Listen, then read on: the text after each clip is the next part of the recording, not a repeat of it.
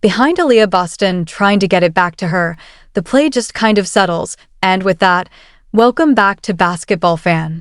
Today, we need to talk about something that's been quietly unfolding with the Indiana Fever over the past week, something that more and more fans are starting to notice. If you've been paying close attention to the team's social media activity lately, you'll probably see a clear pattern emerging. The same two names keep popping up again and again: Caitlin Clark and Aliyah Boston.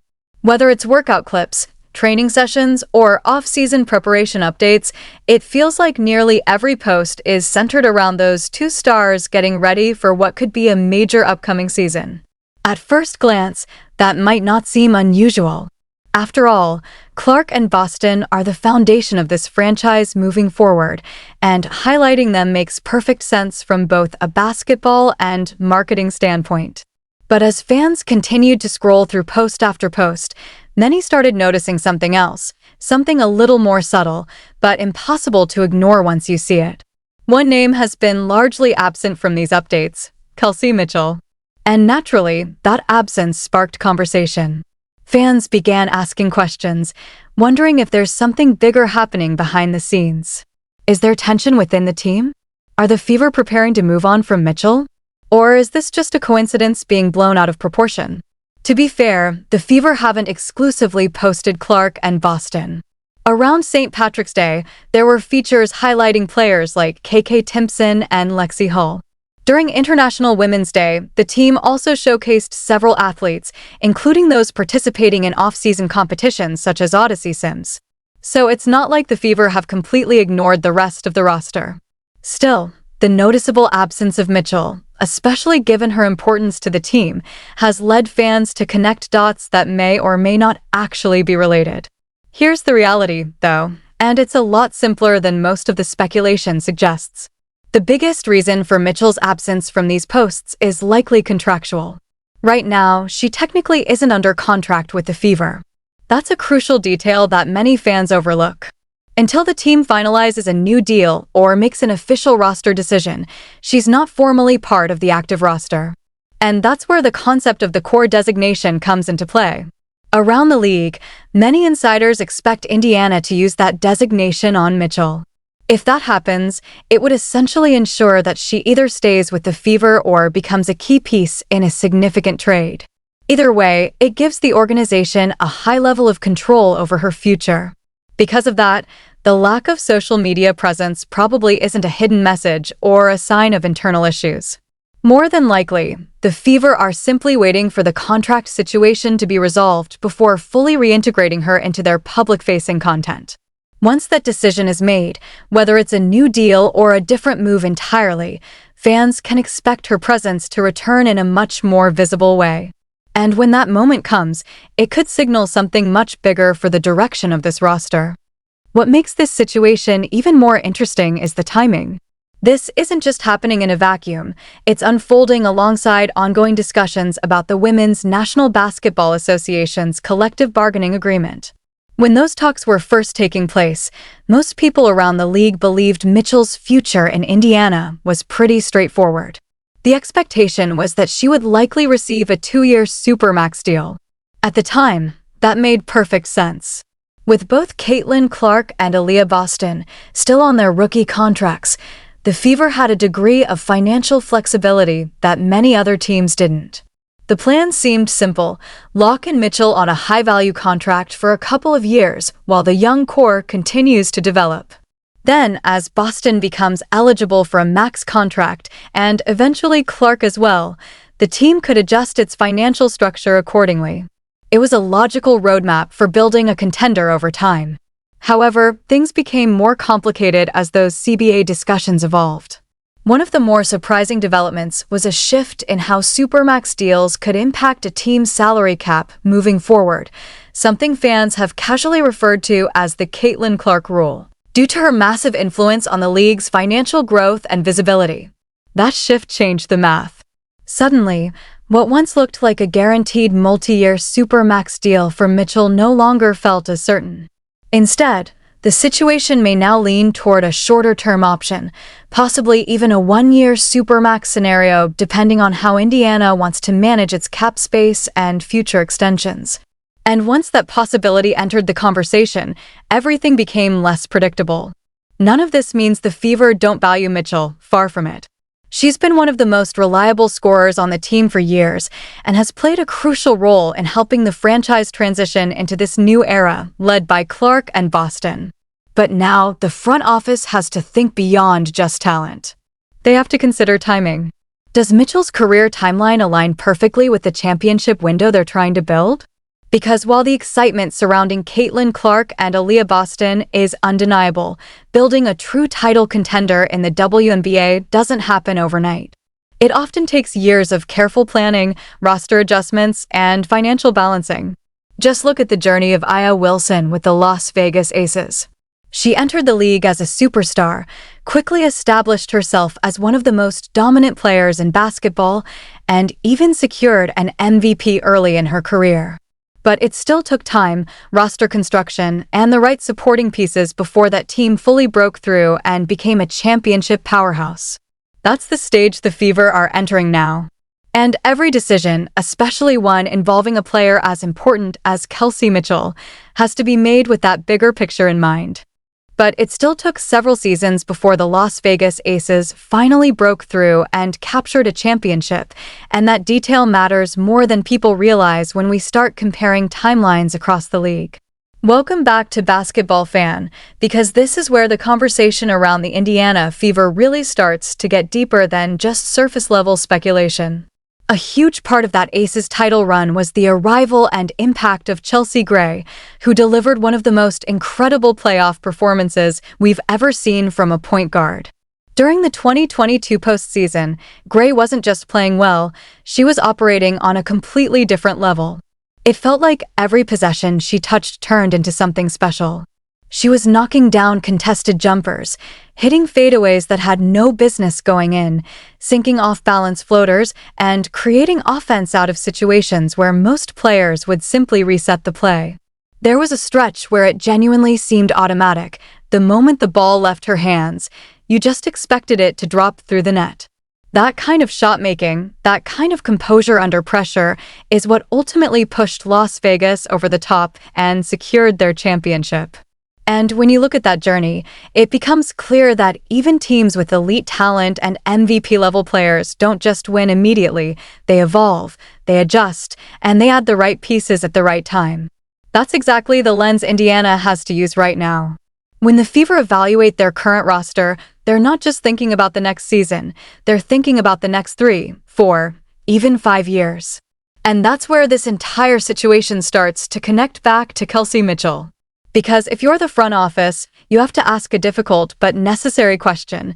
When is our true championship window? Is it really as soon as 2026, or is that expectation coming more from hype than reality? Because when you look at the development curve of players like Caitlin Clark and Aliyah Boston, it's entirely possible that their absolute peak years haven't even begun yet. Clark is still adjusting to the physicality and speed of the pro game while already showing flashes of generational brilliance, and Boston continues to establish herself as one of the most dominant and reliable frontcourt players in the league. But historically, even players of their caliber tend to reach their true prime a few seasons into their careers. So if Indiana's real shot at a championship lines up more with 2027, 2028, or even 2029, then every decision they make right now has to be aligned with that timeline. And that's where things become complicated with Mitchell. It's not about her talent. There's no debate there. She's been one of the most consistent scorers in the league and a key piece of the Fever's identity for years. The challenge is whether her timeline matches the team's long-term vision. If the organization believes their peak contention window is still a few years away, they may start to consider whether it makes more sense to convert her current value into assets that better fit that future. That's why trade speculation has started to quietly build. It's not because there's confirmed movement happening, but because the logic behind it is becoming more understandable. Think about it from a strategic perspective. There are teams across the league that are in win-now mode, teams that already have established cores and are just one elite scorer away from making a serious playoff push. For those teams, a player like Mitchell could be incredibly valuable. She brings instant offense, experience, and the ability to take over games when needed. So it's not hard to imagine a scenario where a contending team approaches Indiana with a strong offer, possibly involving high draft picks or multiple future selections. And that's where things get really interesting for the Fever. Because draft picks aren't just abstract assets, they're opportunities. They're chances to bring in young talent that can grow alongside Clark and Boston. If Indiana were to acquire a high draft pick in return for Mitchell, they could potentially add another cornerstone piece to their roster, someone who fits perfectly within their long-term timeline. And in a league where rookie contracts provide significant financial flexibility, those kinds of moves can have a ripple effect across the entire roster. Another angle to consider is the possibility of targeting younger players who are already in the league but still on rookie deals. These players offer a unique combination of upside and affordability, allowing teams to build depth without compromising their salary cap situation. For Indiana, that kind of flexibility could be crucial, especially as they prepare for the eventual contract extensions of Clark and Boston. Because once those max-level deals come into play, managing the cap becomes significantly more challenging. Every dollar matters, and every contract decision carries more weight. Of course, it's important to keep everything in perspective. Right now, this is all still speculation. There's no confirmed trade, no official announcement, and no clear indication that the Fever are actively trying to move Mitchell. In fact, there's still a very strong possibility that she remains with the team. Just a couple of weeks ago, most people around the league believed there was almost a certainty, something close to a 95% chance, that she would stay in Indiana. That expectation didn't come out of nowhere. It was based on her importance to the team, her production on the court, and the overall trajectory of the franchise. But what's changed isn't necessarily Mitchell herself, it's the context around her. The evolving salary cap structure, the long-term planning required for a team built around two young stars, and the recognition that championship windows don't open overnight have all contributed to a shift in how this situation is being viewed. It's no longer a simple decision.